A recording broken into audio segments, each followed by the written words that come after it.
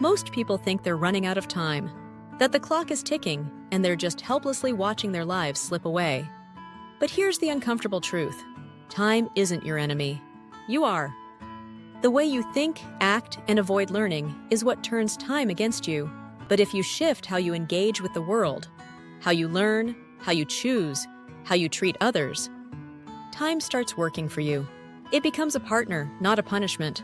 Let's start with an idea from Charles Dickens. I will live in the past, the present, and the future. The spirits of all three shall strive within me. Sounds poetic, sure, but what does it mean practically? It means a wise person doesn't just exist in the moment. They reflect on the past, act in the present, and plan with the future in mind. They recognize that every action ripples across time. Imagine planting a tree. You water it daily, and over time, it bears fruit. That's time working for you. Now imagine cutting down trees every day, because it's easier. At first, nothing feels wrong. But soon enough, you're gasping for air. That's time working against you. In both cases, time does what it always does. It moves forward. The only difference is how wisely you've aligned yourself with it. So how do you make time your friend instead of your executioner? You learn. But real learning isn't about stuffing more facts into your brain. It's about changing how you see. And that kind of learning only happens when two things are present: sincerity and contradiction. Sincerity means doing what you genuinely want to do. Not what your parents want, not what social media applauds. You. Why does that matter?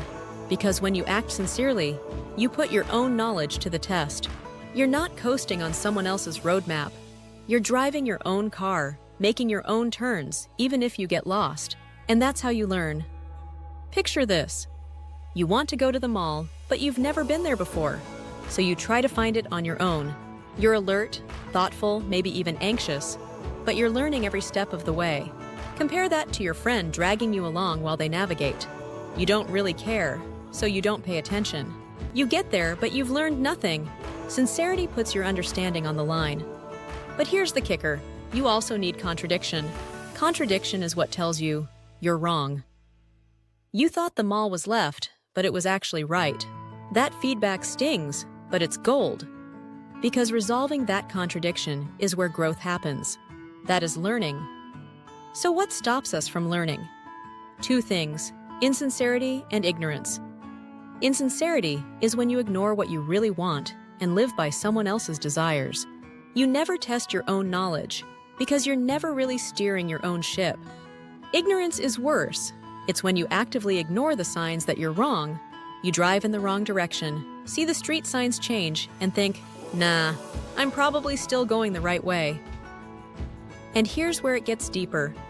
These two blockers, insincerity and ignorance, don't just appear out of nowhere. They come from beliefs.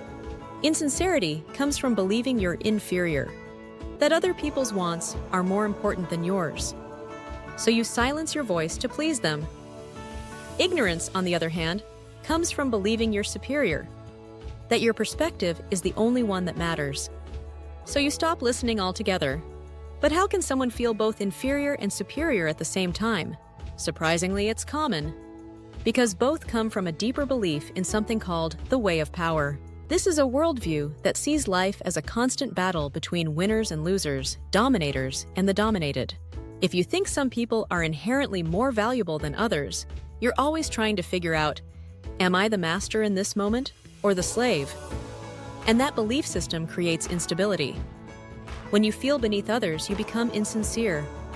When you feel above them, you become ignorant. Either way, you cut yourself off from learning, and time turns on you. There's another path, one that doesn't rely on dominance or submission. It's called the way of love. The way of love seeks mutual satisfaction. It doesn't look for winners and losers. It looks for win-wins. In this mindset, people act sincerely because their voice matters. They pay attention to contradiction because the truth matters more than ego. They don't see relationships as competitions, but as collaborations. And because of that, they're always learning, always growing, always evolving. The person of power stays stuck. They repeat the same mistakes, attract others just like them, and get trapped in cycles of conflict, manipulation, and unmet desires.